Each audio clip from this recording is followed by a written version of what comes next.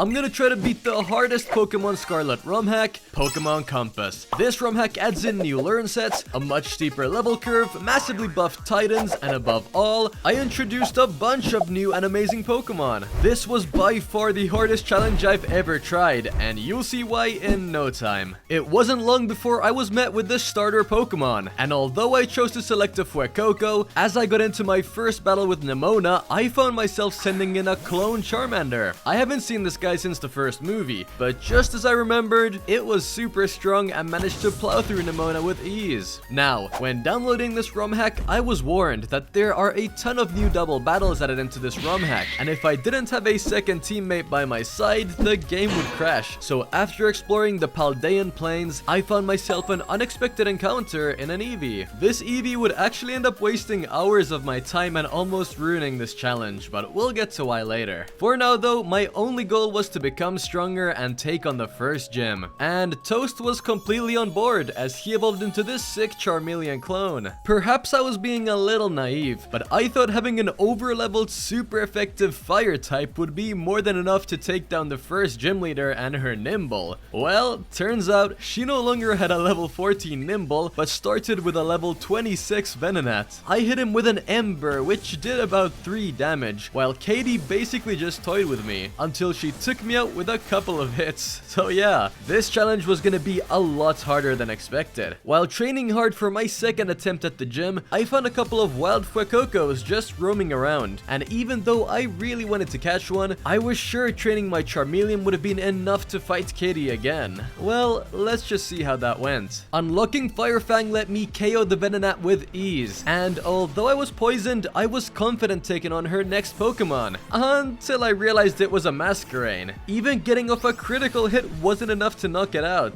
Masquerain then went for an Air Cutter, which thankfully missed, and I was able to KO it, with a lot of luck of course. I thought this could be it, but then she sent out a freaking Vespiquen. Like seriously, this is the first gym. How am I supposed to beat this? Well, I'm just glad this isn't a Nuzlocke, and that was the end of attempt 2. Even with a lot of luck, that attempt wasn't even close to ending up in a win, so I decided to really buff up my team and evolve my Eevee into a Sylveon. But here's where the problems began. I headed to Mesagoza to buy a Sooth Bell to give Eevee, and although my plan was just to run around for a few hours, level him up, and destroy Katie with a Sylveon, this did not happen, as it turns out Pokemon Compass removed the Sooth Bell from the Delibird present shop. Well, that wasn't too big of an issue, especially after a few more of these drinks, but as I started running around, I became suspicious of Eevee's learn set, as I had learned a bunch of new unique moves. So I finally resorted to the documentation, and thankfully I did, as I learned that Eevee's evolution method changed, and now required a shiny stone to unlock Sylveon. I was up for the challenge and headed directly to the cliff where the shiny stone is found, but turns out I'm not even able to make it up the hill yet, so yeah, that's a few more hours down the drain. At this point though, Toast was level 26, so I decided to give Katie another go,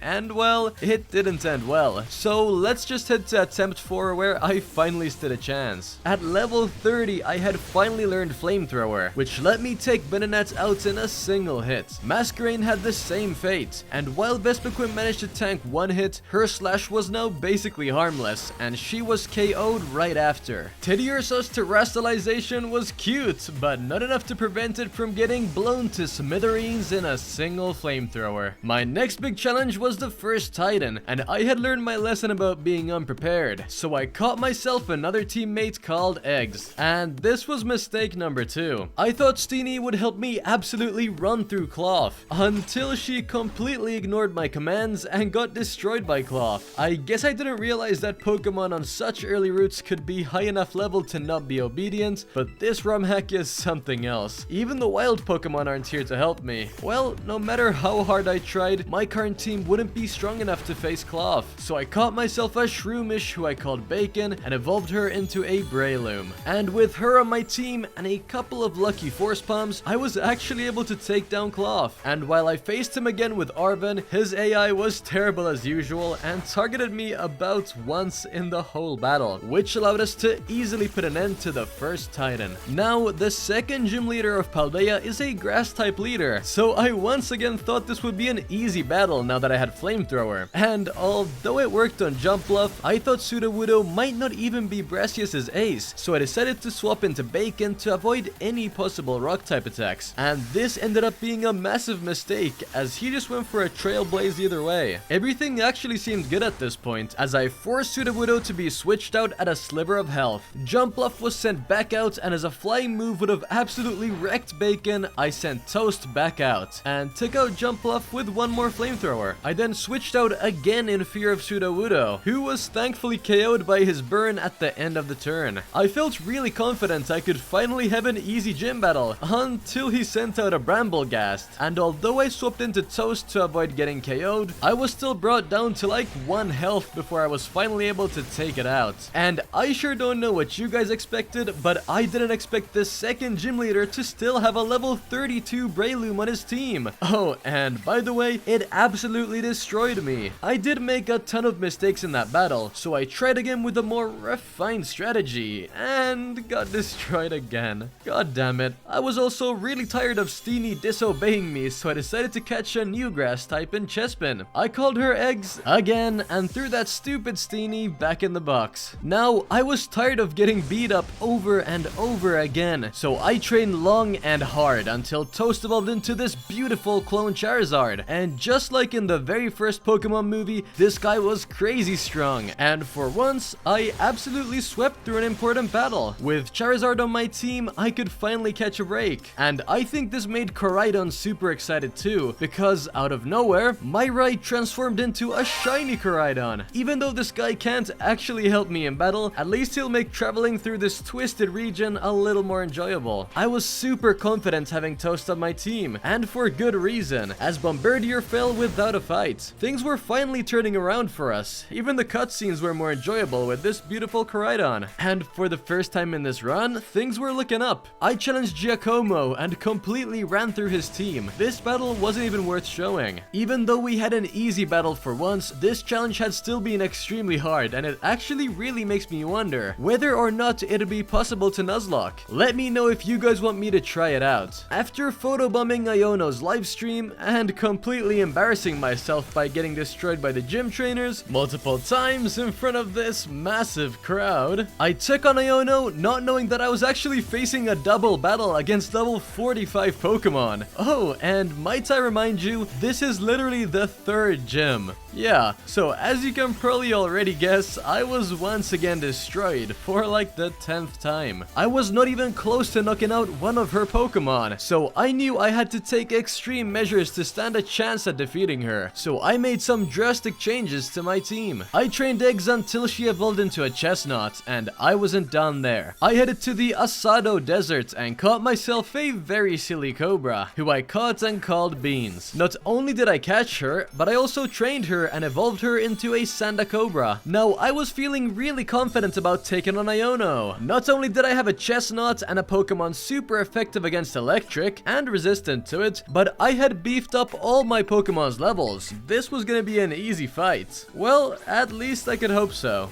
Yeah, I was destroyed again. I mean, how can she have a Kilo Wattrel and an Ampharos? What happened to her cute little Wattrel and Luxio? Well, the only way I thought I'd have a chance at facing Iono was to head back to the Asado Desert and catch yet another ground type, and this time it was a Hippopotas I chose to go for. I caught him and called him Sausage. After evolving him into a Hippowdon, I tried my luck yet again facing Iono, and this time I had a plan. I sent out Eggs first to go for a Spiky Shield, not only to get some chip damage off on my opponents, but let Sausage go for a massive Earthquake on Iono, without even touching Eggs. And this worked out perfectly as I KO'd Raichu and nearly took down Bellibolt in a single hit. I tried the same strategy on the next turn, and although Kilowattrel flew over my hit, it let me finish off Bellibolt. I knew Spiky Shield couldn't possibly work again, so as Iono swapped out into Miss Magius, I also sent out Toast instead of Eggs. And although Sausage was confused confused, it still got off a massive earthquake and seriously hurt Ampharos. On the next turn, Miss Magius terastallized, but instead of attacking my Charizard, it went for a Wonder Room and let me take out Ampharos with ease. I wonder what your viewers think about that one, Iono. It was unfortunately not looking good for Toast as he was zapped twice with electric moves, and as you can probably guess, he was toast. Now, against two electric Pokemon, I thought the only logical counter was two ground Pokemon, so I sent out Beans to support my sausage. Let me know if you guys in the live stream can guess what my naming theme is. And not just Iono's viewers, but you guys watching the video too. Well, even though I was facing two levitating Pokemon, they really wouldn't be able to hurt me badly with their attacks, so I just slowly started hammering them with brutal swings and crunches until I finally took them out. And that's the story of how I earned my third gym badge. Third.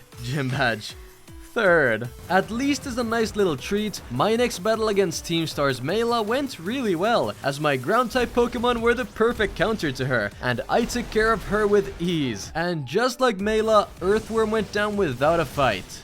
Twice. And I don't really know what changed. Maybe it was just Koraidon being shiny that brought me all this luck, but I also remembered that I was finally able to grab myself a shiny stone. And finally, after tens of failures and challenges, I could finally evolve Cereal into a Sylveon. I then ran all the way back to Cascarafa and had yet another stroke of luck as I realized Kofu was a bit underleveled. Okay, pause. Looking back after reading this ROM Hack's documentation, I did these battles in the wrong order, which actually makes a lot of sense. Anyways, Slowking was up first, but fell to a single Seed Bomb. I was kinda worried with Quillfish being a poison type, but I still went for a Seed Bomb and actually did some good damage. It did completely wreck me on the next turn though. Even though Eggs didn't have any damaging grass type moves, I still sent her out, and after tanking a heavy hitting Barb Barrage, I finished it off with a Mud Shot. Clawitzer had me slightly worried, but after getting some chip damage in with Spiky Shield, I got a safe switch out into Sylveon. Liquidation didn't do too much damage, but neither did my Draining Kiss, so we kinda just went back and forth here for a while until I finally took the Clawitzer out. You did really good for your first battle, Sylveon. Maybe you weren't such a waste of time after all. Crabominable was Kofu's ace, and for a reason, as it destroyed Cereal in just one hit. I sent in Eggs next, not to do much, but just to get off a couple Spiky Shields and get in some more chip damage. I then swapped out into Sausage, who somehow tanked an Ice Hammer, letting me strike back with a powerful Earthquake before being KO'd next turn. At this point though, Crabominable was low, and Kofu's battle was over as I sent out my clone Toast and swept through his crab with an Air Slash. And just like that, I had defeated my fourth gym leader. Although Cereal did really good last battle, she wouldn't be super useful against Atticus's poison types, but once again, my Sausage would be...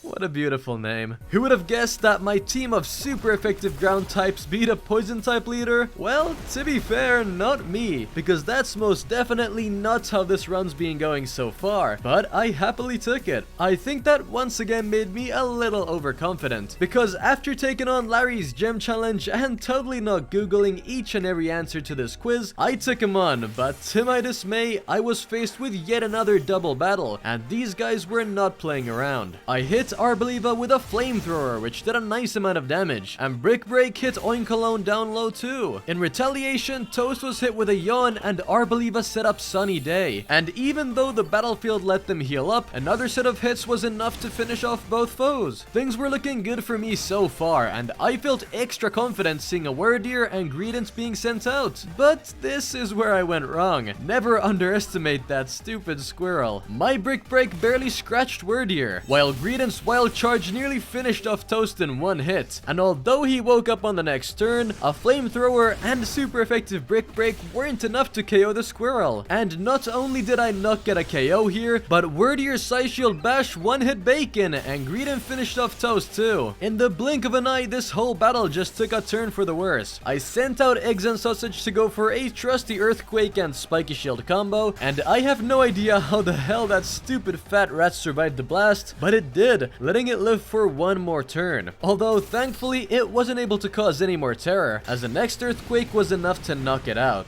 Blissey was sent in place of him, and this didn't worry me too much, so I kinda just ignored her and blasted Wordier with a takedown and an earthquake. But his Psy Shield Bash ended up boosting his defense, letting it survive yet again, tanking both our hits with ease. Thankfully though, I was able to finish him off on the next turn. It was time for Larry's ace, and this is where everything started going wrong. I thought I was being clever by once again employing my Spiky Shield Earthquake strategy, but that was before I realized the Dunsparce had Hyper Drill, which passed through my shield, KOing eggs in just one hit. Oh, and by the way, my Earthquake did basically nothing. Well, I sent out Beans to try and help here by going for a Bulldoze to slow my opponents down, but that's when Blissey revealed that she had Life Dew, healing up both of Larry's Pokemon by a lot. I was able to take down Blissey on the next turn, but the same Bulldoze that KO'd her also KO'd my Sausage. Oh, and Hyper Drill, it destroyed my Beans too. Cereal hadn't let me down so far, but there was only so much he could do against a Dunsparce. To be fair, it ended up being super close, but my Draining Kisses just weren't enough, and it wasn't long before I had lost another important battle. I knew I had to make some upgrades to my team, but wasn't sure where to start. I started aimlessly wandering around Paldea until I met this strange guy calling me closer in the middle of Alfornada, and he seemed to sneak something in my pocket. And after checking out my box, I found an egg laying around that I swear wasn't there before. I was excited to hatch it, but had some business to take care of first. I challenged Larry to a rematch, and this time the tables had turned. I sent out Bacon and Toast yet again and hit Arboliva with a Flamethrower, and Oikolone with a Brick Break, and this time it was a crit, knocking it out instantly. I knew Wordier's Psy Shield Bash would KO Bacon with ease, so I swapped out into Cereal to tank the hit, and using Toast, I got rid of Arboliva with a single Flamethrower. I was up against that stupid squirrel yet again, but after hitting it with a Focus Blast and it missing a Super Fang, it wasn't long before his time in this battle was over. After many turns of Cereal Snarl, Toast was easily able to handle Wordier with a critical hit Flamethrower. Blissey also tried to fight back, but after a Snarl, it did basically nothing. It was round 2 against the Dunsparce, but this time I was prepared. Just one Focus Blast was almost enough to KO, and even though Cereal Snarl wasn't quite enough to finish it off, even after a Life Dew, Flamethrower was enough to seal the deal. And Blissey, well, you can probably guess what happened to her. Now, I was super curious to see what was hiding in this egg, so I put it in my party and started my trek around Paldea. I traveled through the plains, caves, and scaled mountains until my egg finally started hatching. And it's gonna be a Gibble.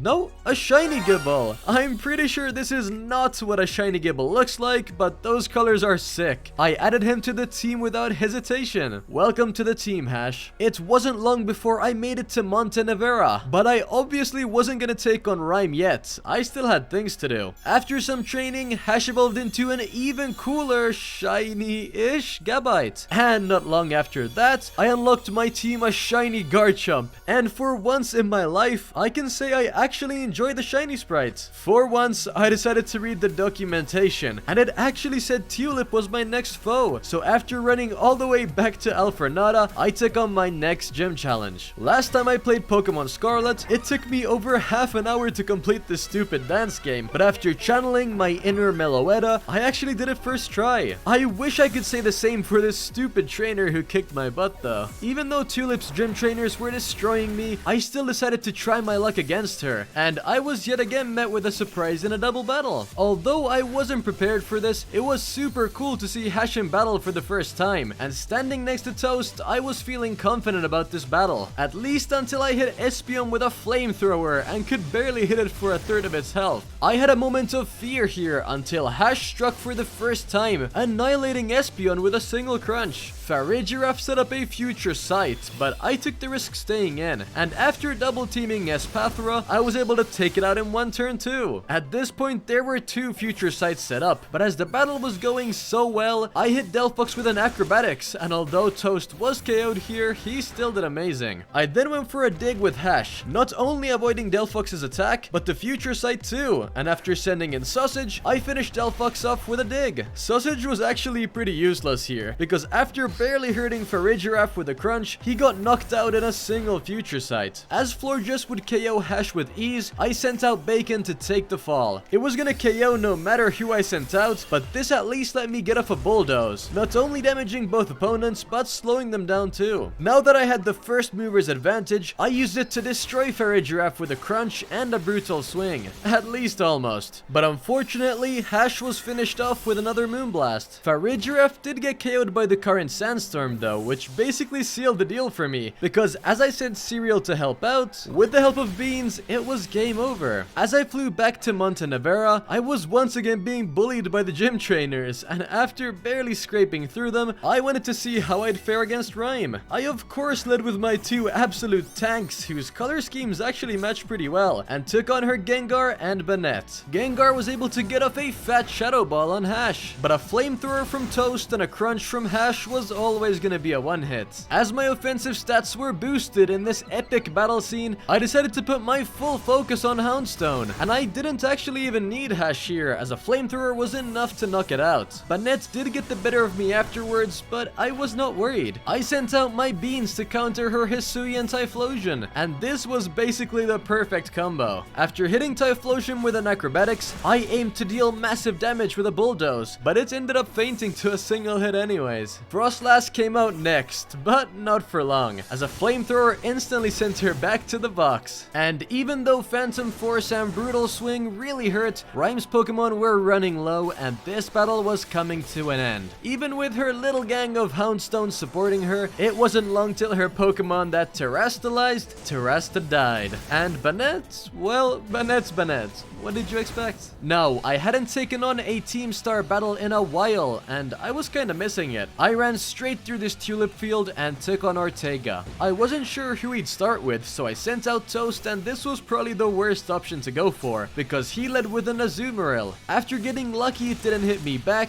after I barely damaged it with an Acrobatics, I predicted he would obviously go for a water type move, so I sent out Bacon to easily tank it. But for some reason, this stupid piece of Magikarp went for a play rough against a fire type. This guy is either brain dead or an absolute genius, because Bacon died in a single hit. I realized I really didn't have a counter to Azumarill, so I had to resort to Cereal to face her, but honestly I didn't stand much of a chance, because his Pokemon were at around level 65, which by the way is almost at the level of Champion Geeta's rematch in the base game. So yeah, I kinda got wrecked here. I sent out Toast to KO Klefki with a Flamethrower, but it wasn't even a one hit, and although I managed to take it out, I was super effective against it, and it still wasn't easy. And after seeing how weak my Flamethrower was against Dashbun, I lost all hope. Sausage was dragged out by a Roar, and although I outsped and hit a stat boosted Earthquake, it didn't KO, and he just kept roaring. I felt like he was toying with me at this point, because even though he let me KO Dashbun and give away Azumarill too, his Mimikyu was a different story. I wasn't even able to take down its disguise with a Crunch, because it outsped and one-hit me anyways. At least this meant I knew to send out Beans next, because although Bulldoze wouldn't hurt it, I still managed to bring down its speed, which let me get off a... Oh wait,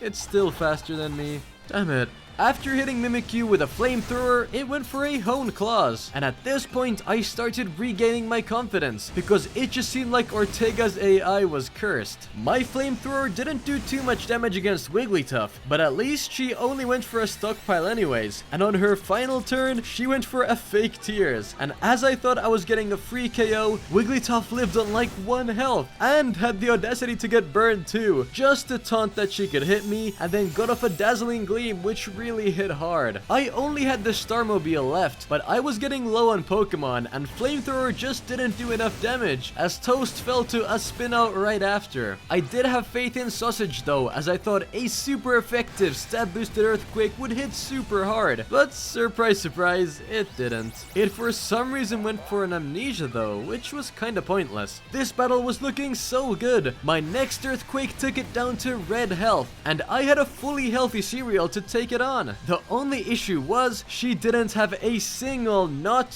very effective move to hit the Starmobile with, and after just one spin out, it was all over. This battle was way too close, but honestly, I think I was just super underleveled, because as soon as I leveled the playing field, I absolutely swept the floor with him. I still wasn't done with Team Star though, so after hopping down this mountain, I hop to my very last Team Star battle. Now, I'm not even gonna show you this attempt because it was so depressing. I was actually doing amazing, or at least I thought so. I managed to KO all of his Pokemon apart from Rivaroom, with 3 Pokemon left to go, of which 2 were super effective against it, but as I started attacking it with Cereal, I quickly realized the issue. Not only did it set up its attack and speed many times with Shift Gear, but my Moonblast damage was pathetic, and I was quickly wiped out with a Giga Impact. Even though this let me get off a free super effective Brick Break on it, it still did nothing, and once again I was KO'd in one hit. And guess what? So was Beans. So yeah, I needed a rematch. I led with Toast to face her Annihilate, and even at a higher level, a super effective Acrobatics was not enough to KO. But I guess it died to a final Gambit either way, so I was happy about that. I went for a Flamethrower to hit her Palmot, and this actually did some good damage, but I was absolutely destroyed by a single Thunder Punch. Sausage was the perfect counter for this though, as he did tank a close combat pretty well, and Earthquake was always gonna KO. Phalanx hit me with a close combat, and although I tried to slack off after to gain some health, it just did way too much damage, and although I got a heavy hitting Earthquake in, it eventually managed to knock me out.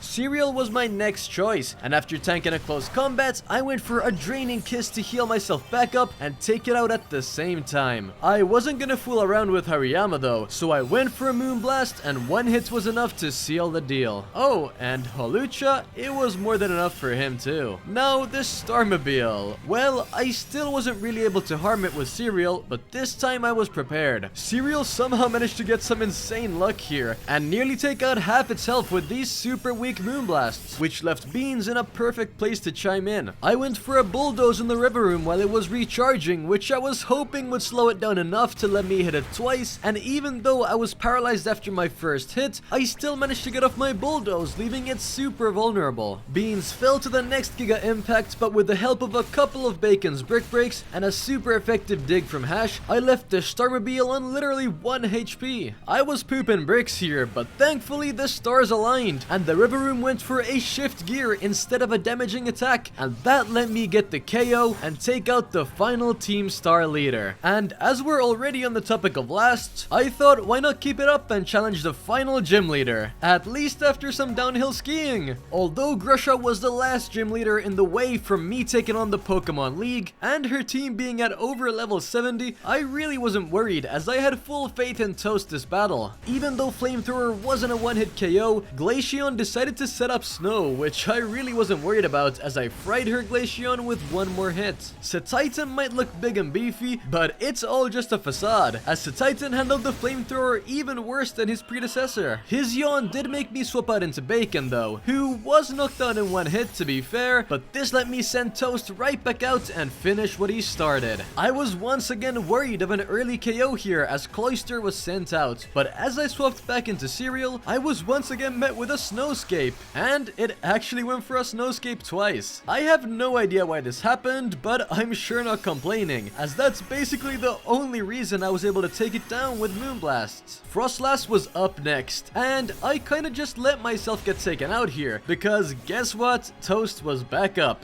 Flamethrower was an easy one hit. Avalugg may have an insane defense stat, but his special defense, not so much. She somehow did still manage to live through a Flamethrower, but interestingly chose to go for a Curse. Okay. Last but not least was a Frostmoth, who actually tanked the Flamethrower suspiciously well. But I knew that didn't mean much because Hash came to the rescue, and after just one critical hit Dragonclaw, it was game over, and I had claimed my 8th and final gym badge. Now, as I absolutely swept through the last 2 Titans, I'm not gonna bother showing them.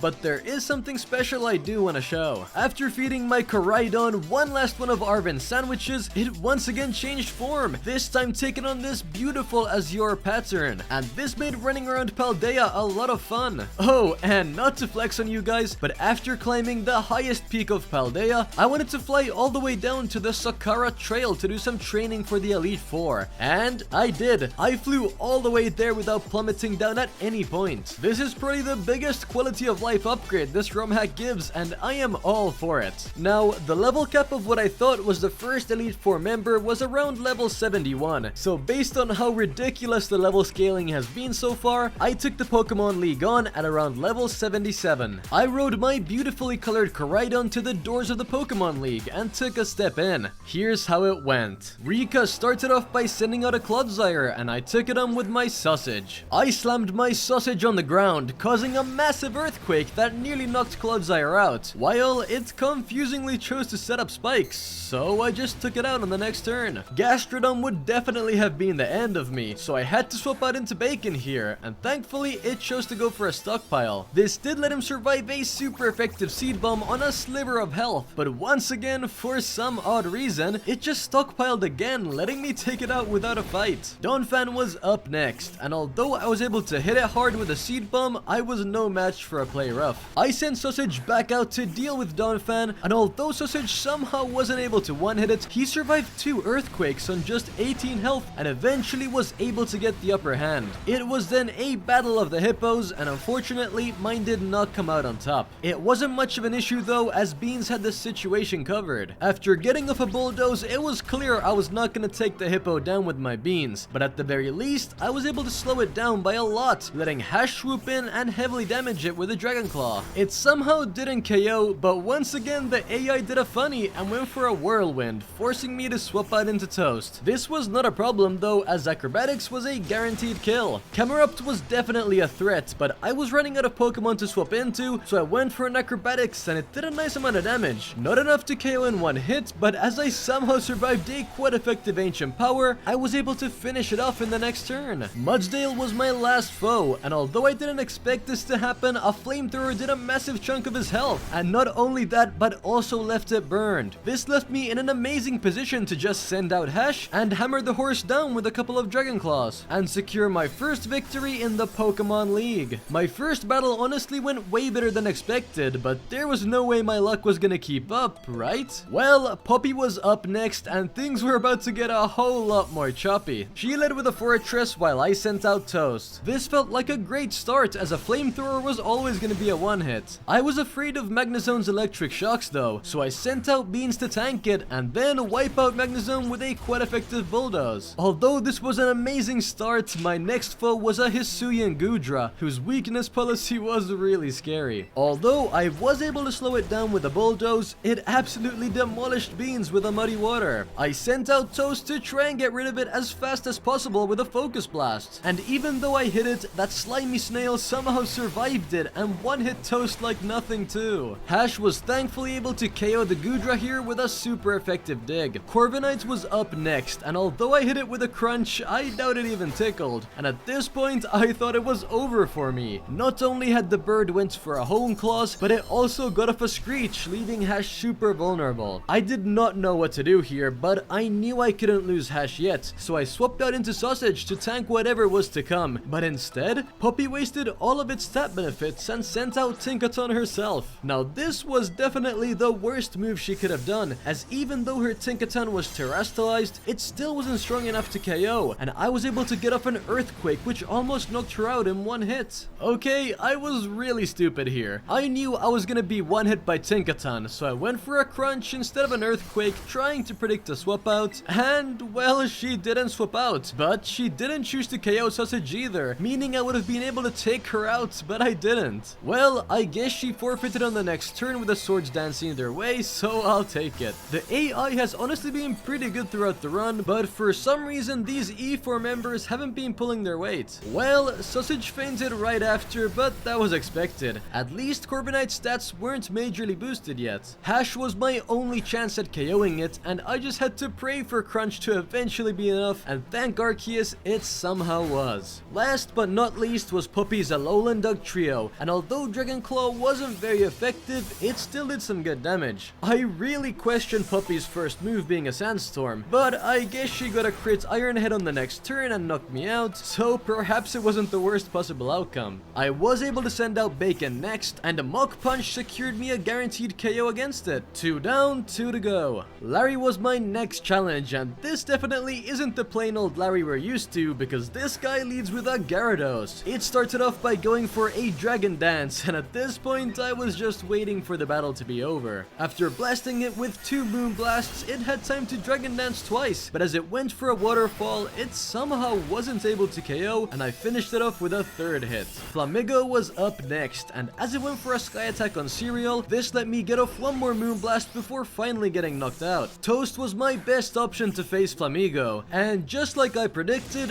1 Acrobatics was more than enough for the KO. I wasn't worried about Staraptor either, so I hit it with a Flamethrower, and although it was able to set up a Tailwind and hit back super hard with a Double Edge, I was still able to finish it off. Then, out of nowhere, Larry sent out a clone Charizard of his own, and that's when I knew things were about to get serious. With the help of Tailwind, she was able to strike first, KOing Toast with an Air Slash. Hash was my best bet here, but as I sent it out to face Charizard, I got hit by a Dragon Pulse, but thankfully it did less than half health. My counter strike in Dragon Claw wasn't amazing either, but as she went for a Sunny Day on the next turn, my Dragon Claw, in addition to a Solar Power, was able to secure me the knockout. Larry's next Pokemon was a Tropius, and after hitting it with a pretty weak Dragon Claw, Sunny Day let it go for an instant Solar Beam, which of course absolutely wrecked Hash. Things were no longer looking good for me. Tropius was super effective against each one of my remaining Pokemon, and even if I was able to beat it, Larry still had his ace in store for later. Well, as I sent out Sausage to what I thought was its guaranteed demise, Tropius chose to go for a Sweet Scent. My Crunch wasn't enough to get off the 2-hit, but with a little help from the surrounding Sandstorm, I was able to knock it out.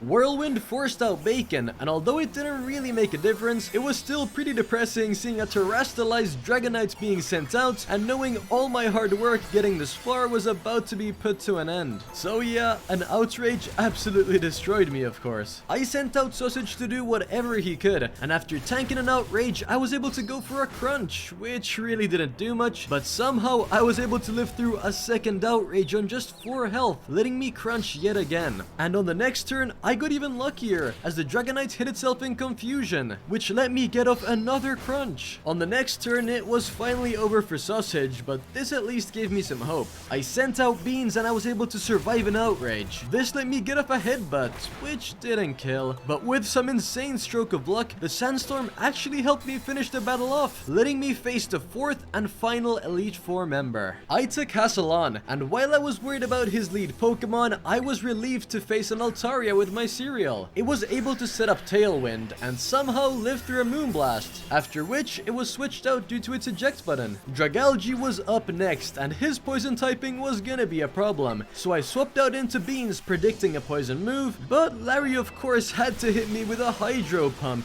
easily getting off the one-shot. I did still thankfully have another ground type in Sausage, and as the Dragalge chose to go for Toxic for some reason, this let me get off an Earthquake, leaving it super low. The only issue was that he had a weakness policy, sharply boosting its offensive stats. Dragalge loaded up its Hydro Pump, which would have sent Sausage right back to Sinnoh, but thankfully missed, letting me get the KO with a Crunch. Altaria was sent out yet again, but only to set up the Tailwind, as after a Crunch and some Sandstorm damage, it was game over. Haxorus was up next, and although I tried my very best, I was no match for its super effective Aqua Tail. Cereal was my best bet here, and although I had to tank another Aqua Tail, it didn't hit too hard, letting me get the KO with just 1 Moonblast. Noivern was gonna be a much bigger problem though. She struck first, hitting me with a Hyper Voice that did less than half of my health, but still left me worried because my Moonblast in return somehow didn't KO. I think I somehow forgot I had Quick Attack here, because I went for a Draining Kiss, but it actually ended up being the right move, as Noivern's Roost let me drain a ton more health than I could have otherwise, and she actually repeated it, letting me get right back to full health. Goodra was sent out next, and at full health, she chose to go for a Life Dew.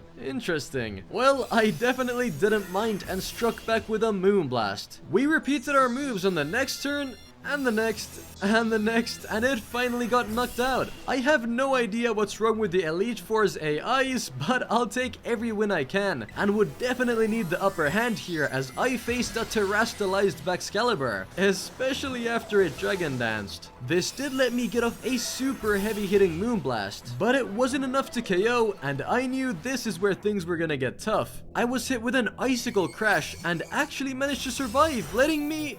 I flinched. Damn it.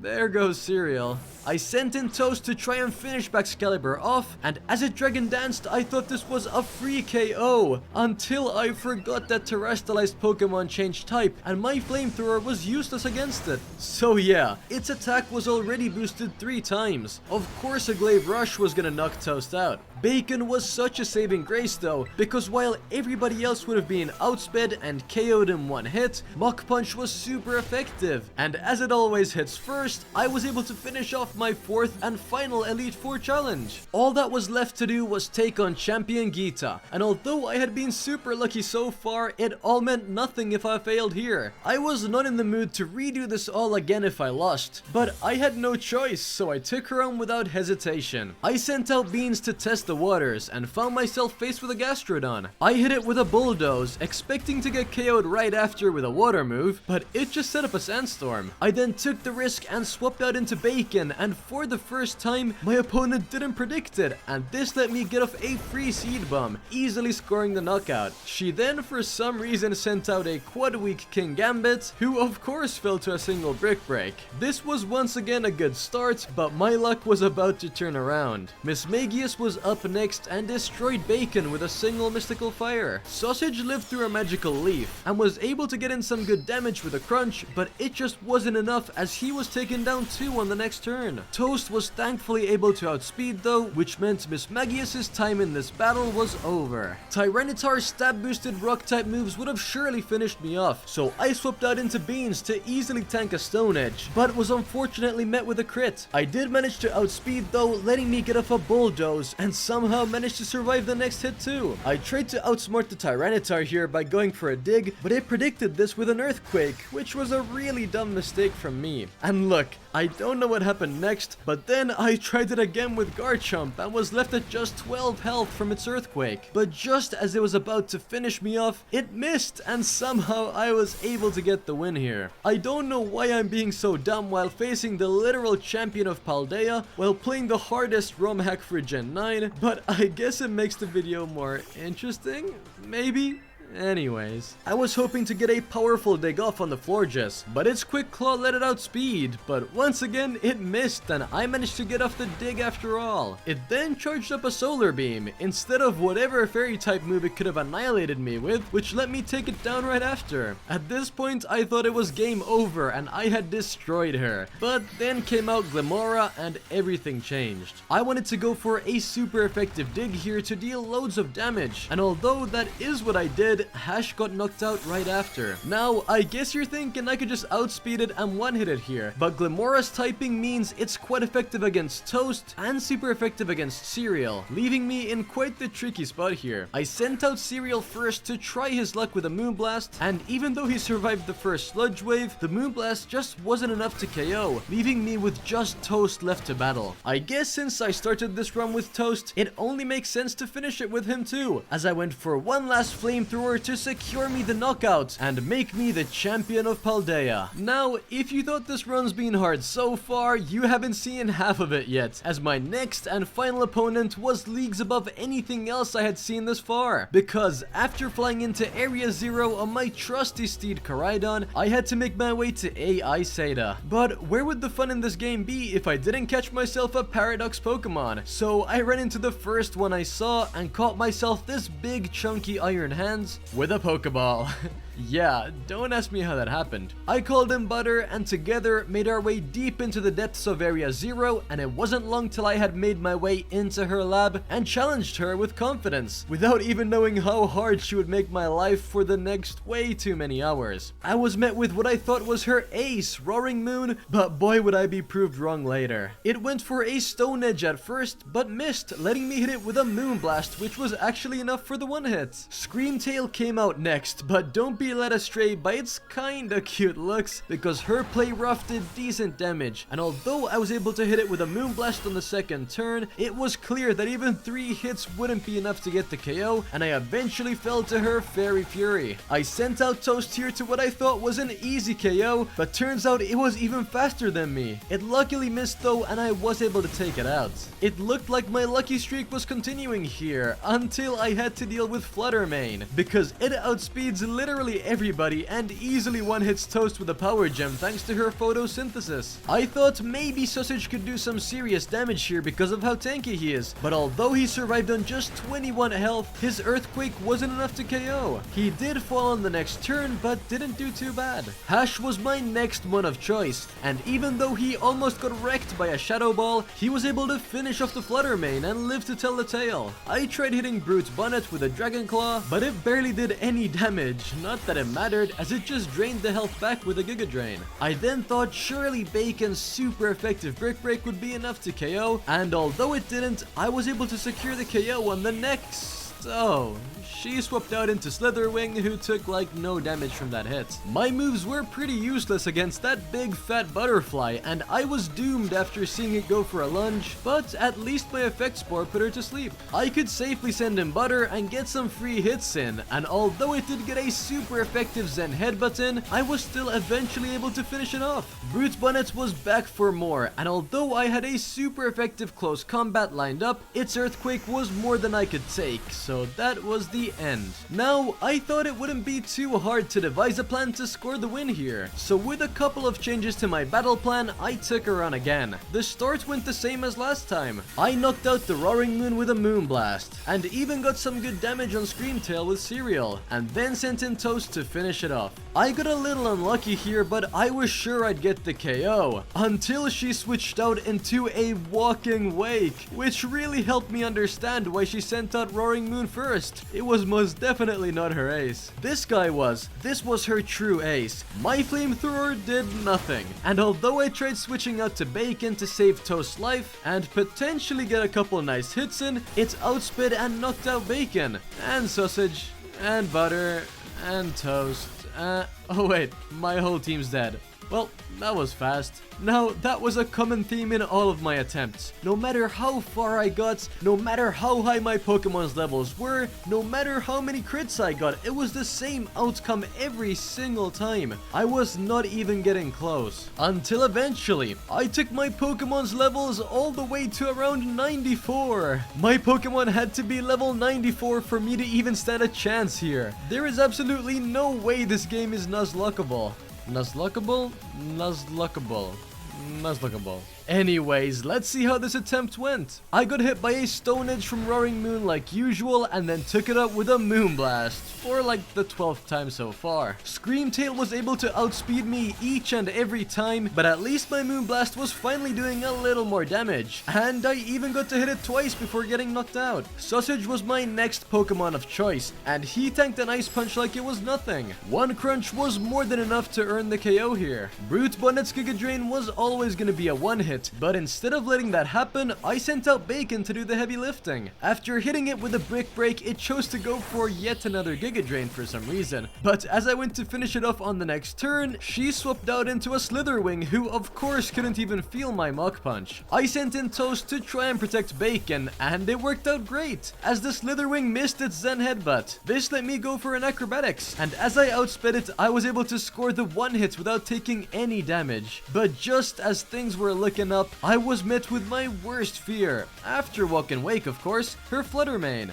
Even at level 95 with a 16 level advantage, I still didn't think I could outspeed here, so I sent in Sausage to tank the Power Gem. It went for a Shadow Ball on the next turn though, which was still able to one-hit KO me, which I really didn't expect. And just like in my very first attempt, I sent out Hash to get some damage in against the Fluttermane, and at this point, it sure did. Even though a Shadow Shadow Ball hits hard. After Flutter Mane had taken a couple Sandstorm hits, a single dig was enough to finish it off. This was by far my best attempt so far. I still had 4 Pokemon left, and with Hash up front taking out the Brute Bonnet with ease, it was a 4v1. But just like last time when I faced Walking Wake with 4 of my Pokemon, it didn't go so well, so I just had to hope for the best. I knew it would outspeed and KO me, so I just had to take it here. I sent him Butter next, not because its health is 420, but because a close combat would surely do a lot of damage. And thankfully, Seda let me live here as she went for a sunny day. I brought her all the way down to half health before I was finally KO'd. I knew its Hydro Steam was gonna annihilate me here, but as I went for an Acrobatics, I realized I was able to outspeed it and end Seda's reign of terror once and for all. Look,